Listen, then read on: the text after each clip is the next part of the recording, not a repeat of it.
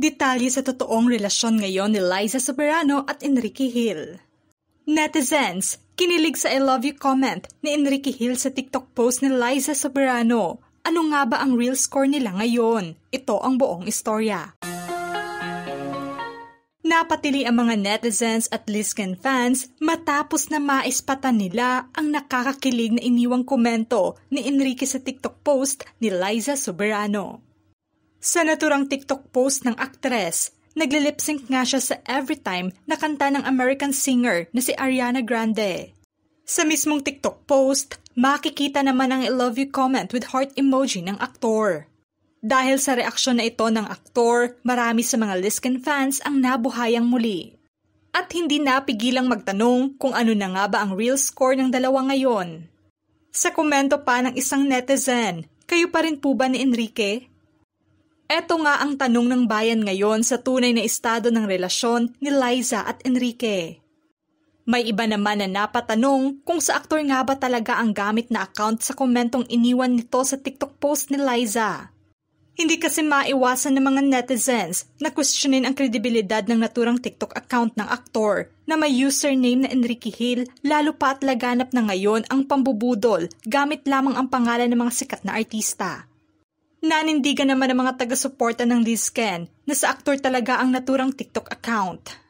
Binalikan ng mga fans ang video together ni Liza at Enrique na uploaded pa noong 2021 kung saan ang aktres ang nagbahagi ng naturang TikTok post at nakatag pa ang nasabing kaparehong TikTok account ng aktor.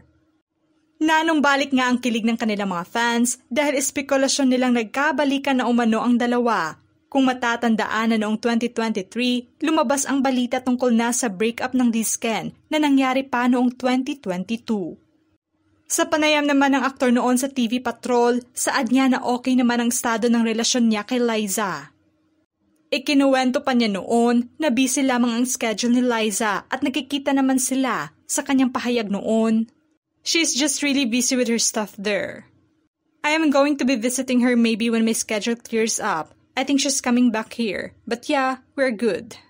Because Hope is in the US. She's doing her own thing which I am going to support no matter what. I love her to death. Dahil maugo nga na pinag-usapan ang espekulasyong hiwalayan ng dalawa noon, marami naman ang curious kung ano ang pahayag ni Liza tungkol na sa sinabi ng aktor noon. Matapos lamang ang 3 buwan, kasunod ng panayam kay Enrique, hindi direktang inamin ng aktres ang tungkol sa hiwalayan nila. Tanging sagot lamang ng aktres na nakikita naman sila at parehong busy ang kanya-kanya nilang mga schedule. I've been in the US for a while and then I came back and it's been flying, so it's very seldom now, but nakikita naman, we still do. Malimit lamang ang kasagutan noon ni Liza dahil naging tahimik lamang ang tungkol sa breakup nila noong 2022 at hindi na isinapubliko.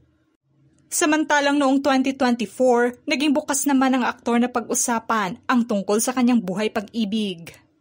Ibinahagi pa niya ang naging kasunduan umano nila ni Liza sa usaping ito. Naibato sa aktor noon ang katanungan kung handa na ba siyang magmahal o naghahanap ba siya ng pagmamahal ng mga panahong iyon.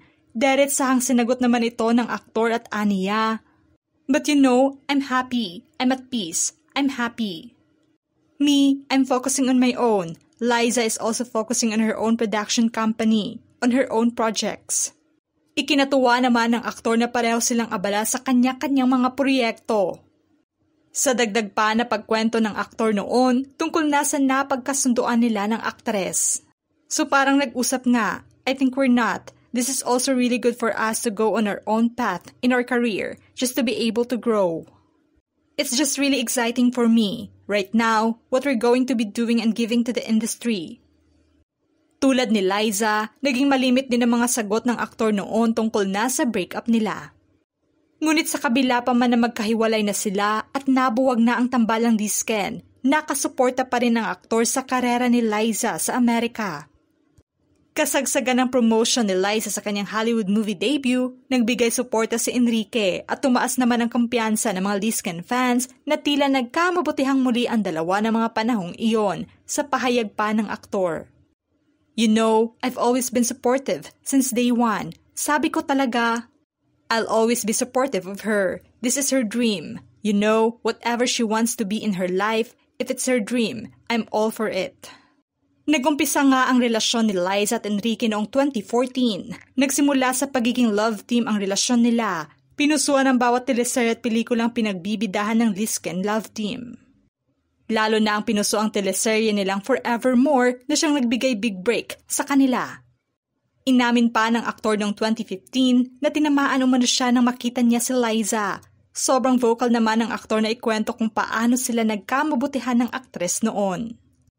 Everyday magkakasama, so malalaman ko na yung buong pagkatao niya, buhay niya, everything. Tapos napansin ko na lang, pag wala siya sa location, palagi ko na siyang hinahanap-hanap.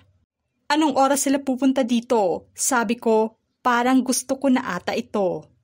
Inamin niya rin ang direkta kay Liza noon ang kanyang pagtingin, ngunit dahil nasa 17 years old pa lamang si Liza ng mga panahong iyon habang 23 years old naman siya, nagbigay payo naman ng mga kaibigan nila na antay-antay na lamang muna sa panliligaw, dahilan naman ito mong dumistansya siya noon at narespeto ang desisyon ng aktres.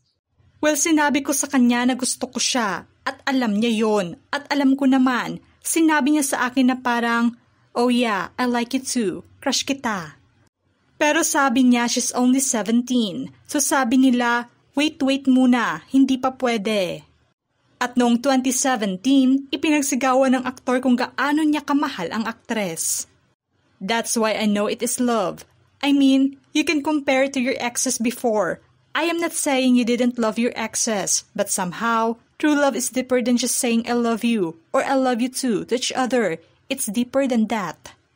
Nilinaw ng aktor noong 2017 na in-relationship na sila ni Liza pero wala pang label dahil hinintay niya munang mag-21 years old ang aktres upang maging opisyal na magkarelasyon na sila.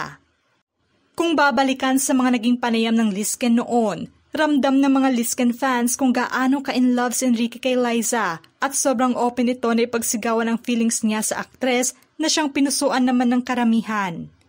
Kaya ngayon na tila balik loob ulit ang estado ng relasyon ng dalawa, mataas ang pag-asa ng fans na nagkabalikan na sila. Maugong na pinag-usapan naman at lumabas ang balita tungkol na sa nilulutong reunion project ng Lisken kung saan inilahad ito mismo ni Liza. Sa naging panayam sa kanya sa TV Patrol noong buwan ng Pebrero ngayong taon, pagbulgar niya na posibleng ipapalabas ito sa susunod na mga taon. Niluluto pa umano nila ang bagay na konsepto para sa kanilang dalawa. Inamin din ni Liza na bukas din siyang tumanggap ng mga teleserye na kakaiba at gusto niyang gawin. Sa ngayon ay nakaabang pa rin ang kanilang mga fans sa tunay na estado ng kanilang relasyon. Ano ang masasabi niyo sa estado ng relasyon ngayon ni Enrique Hill at Liza Soberano? Just comment below.